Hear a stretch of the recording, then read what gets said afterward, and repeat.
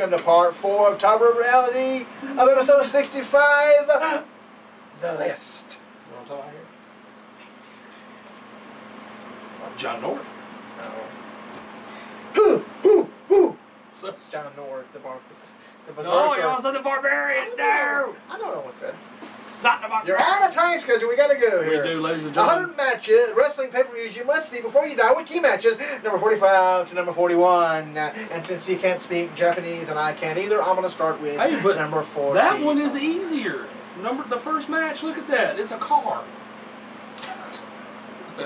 It's number 45. It's the AJW. Good luck with the rest of that WrestleMania 4.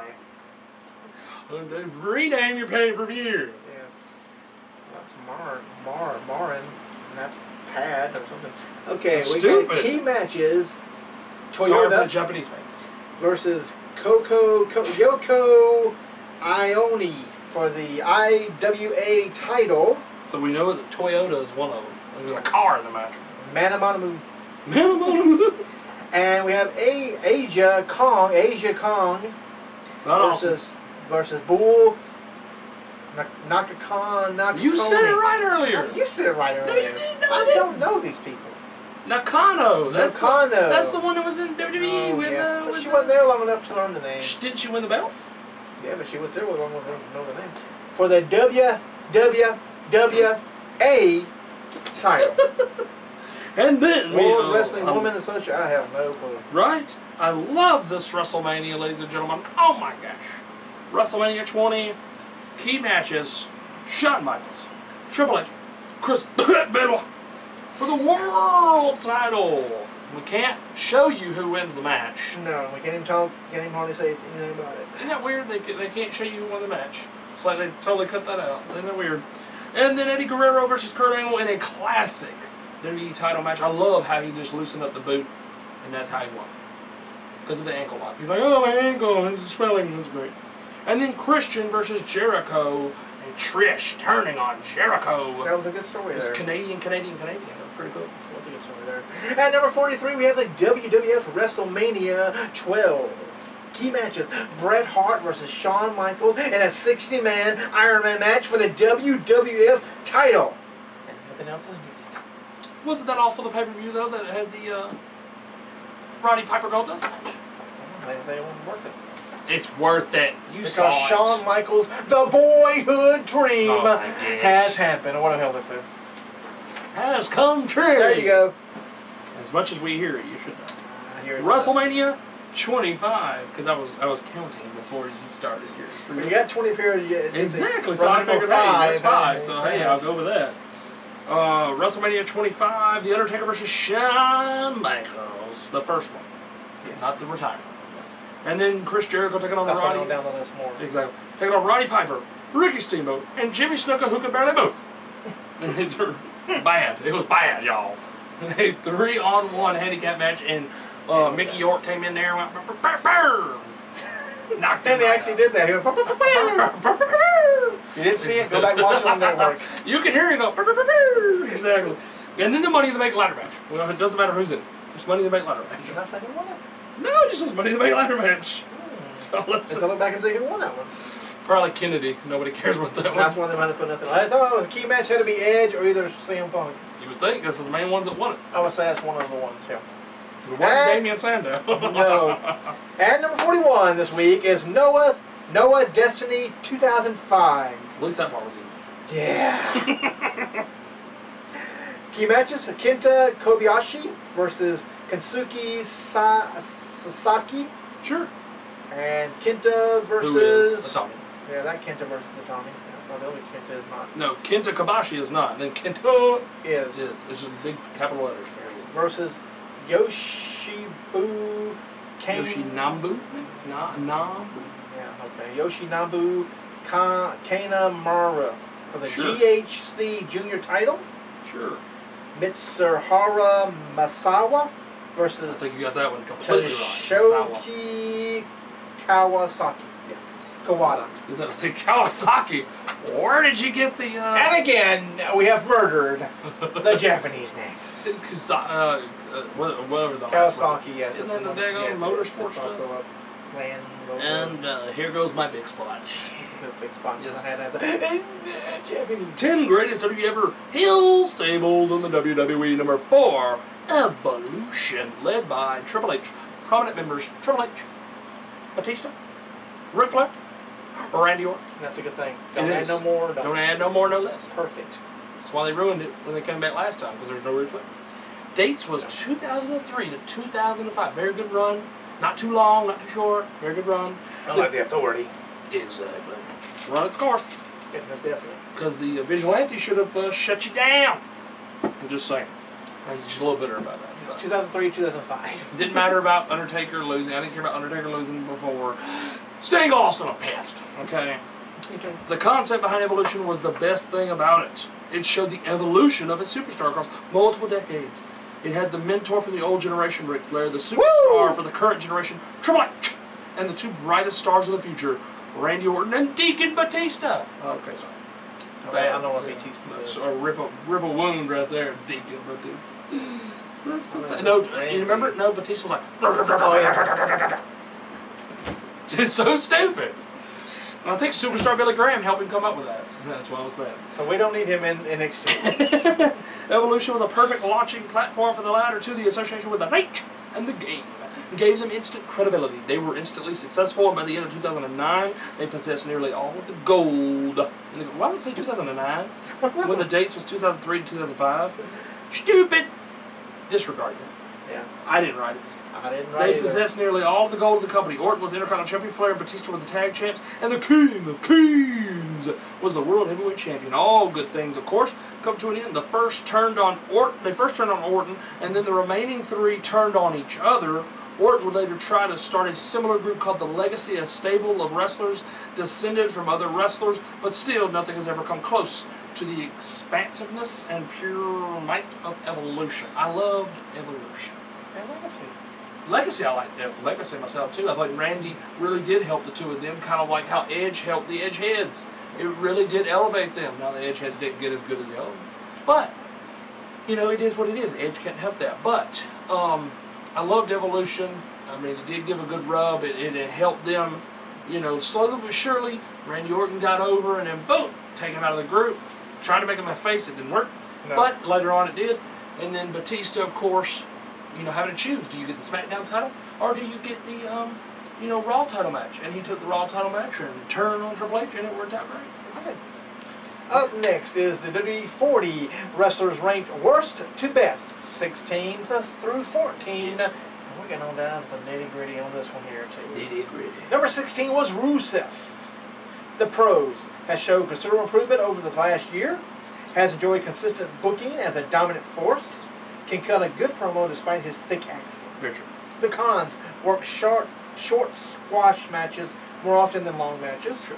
Might lose popularity due to his split with Lana. True. How true that is. Kind of like Mark Merrill. Yes. Going to Summer Rae with him, it ain't gonna work. Yeah. Sorry. His gimmick is very one-dimensional, leading to questions on how the character can possibly progress once its current direction is over. That is Very true. Very true. And this is the turn. This is the crossroads right here for him. Yep. You got to figure out, do you sink or swim at this point? You got Summer Rae, you take what you got dealt with you, and you got to see if you can take it and run with it, make it look good. I mean, hey, Dusty took polka dots. Can you take Summer Rae and make it good? You know what I'm saying? Then you have number... Exactly. Number 15, you have Ryback with Pros, incredibly strong build, very popular at both house shows and on WWE programming. Yep. One of the nicest guys in the WWE right now, who's always eager to meet and talk to fans. With your Cons, he's not the best in long matches. Gilbert! I think he's improving on that. He is. I think he's getting better. Not that great at promos either. It happens. He has to work on that. Has been criticized for working stiff and causing injuries. I've heard that. And I think you should send him to NXT, not to wrestle, just to go there and work on promos. Yes. I mean, I think established characters can go back down there and work on little tweaks that they need to work on. It doesn't make you look bad. I think Ryback is the one that you go, okay, we want you to make sure you get this and this in your promo. Go. You got a few minutes. Go. Yeah. Don't give him. I think give him what he needs to say. I think so. He is more, if he comes off the cuff and it feels like it's real emotion, then the fans will believe. Yes, it. and more short and sweet. He does not need a long promo. No. That's all scripted. He's not going to do well with that. Now this is not any good anymore. Not anymore. But Number 14 is Tyson Kidd and Cesaro. Yes. Fantastic technical wrestlers and workhorses. Yes, they were and are once Tyson comes back. Great at both singles and tag team wrestling. Yes, they are given a chance. Yes. And very popular. Yes, they're very popular. That's why we said that Cesaro, even though he wrestled Diego, should have still been on the Tokyo show. Yep, number 1 is stupid.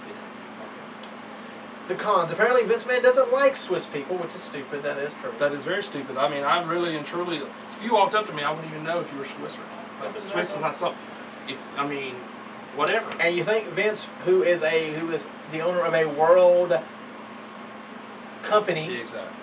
you'd want everybody, every nationality, so that to way have you something can, popular, be popular, Exactly. and be very good. so that the Swiss people have something to root for, so they watch your show. Mm-hmm. Stupid.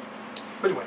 Number 2, terrible tag team entrance theme. Amen. And Like number they 3, go right to censor. they still won't let Cesaro use the UFO in the WWF. I have to look it up. Don't know what the UFO Or is. E. I haven't seen it. I don't either. Then we're going to talk about the Hall of Fame. The Hall of Fame is back, folks. Yes, very quickly, the Hall of Fame is definitely Kurt Angle. When he finishes up in TNA and contract was over with, Yes. they should put him in the Hall of Fame for sure. And of course, the Might Be. The Might Be is someone who's no longer affiliated with the TNA promotion and may very well be able to go in. All he's doing is really a podcast right now, and that is Taz. I can see Taz going in. Yes. And not at all. And this is kind of sad because I enjoyed this person. Which one? The first one or the second one? Or his name? Not at all like is Crush. Crush / Brian Adams. He wasn't that good in NWO. I liked all the Crush variations, and I liked Brian Adams in Chronicle.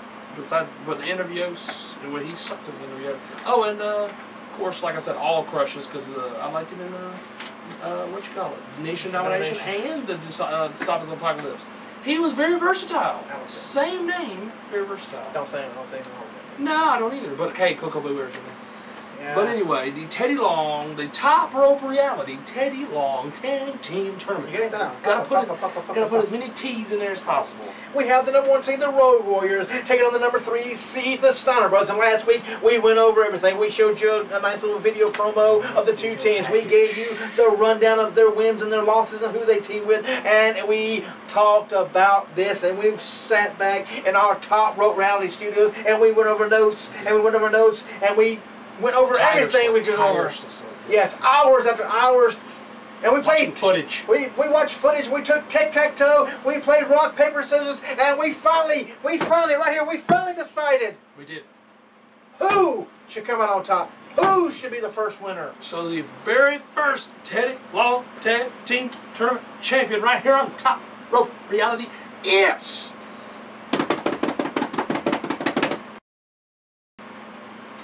the Road Warriors. exactly, ladies and gentlemen, the Road Warriors. Only by this much. Only by this much. Exactly. I mean, Steiner Brothers are great, but Road Warriors are just that much greater. And ladies and gentlemen, we have huge news for the list right here in part 4. And I can't wait. I cannot wait.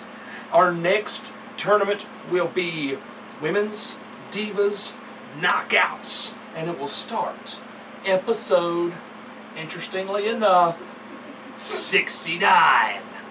He did it on purpose. I did not do it. So we got to come up with one name for that. That is the one name. We're not doing Women's Divas Knockouts. That's ridiculous. That's the Women's Divas Knockout tournament. That's who it's going to be in. Women's going to be in it. Divas going to be in it. I And get Knockouts that. are going to be in it. But I'm so seriously not going to call it about 3 names. Fine. It's the Hot Hooters tournament then. No!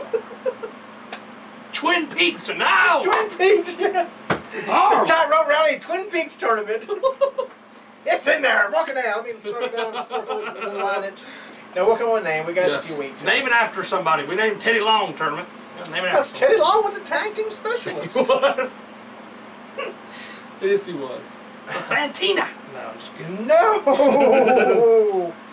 No, just kidding. The Bra and Panties tournament. I don't know. Next week. Folks, it's going to be the Women's Divas Knockouts Women's tournament. Divas Knockout. The longest name ever for the Next week, a school is in session. School is in session, ladies and gentlemen. And this time, for Ring of Honor. We will grade Ring of Honor Wrestling. Very excited about Ring of Honor Wrestling being graded right here on Top We'll Rope Reality. also continue our greatest ever heel stables at number 3. The Heenan family. Yes, of course, the Heenan family. Plus, ringside news, American Dream countdowns, and on part 2, which is the pay-per-view review, SummerSlam 1999, an out-of-body experience. Plus a whole lot more. So make sure you join us right here next week for Top Rope Reality. As always, I'm Mike Hogan. And I'm Justin Carter. And we'll see you next week.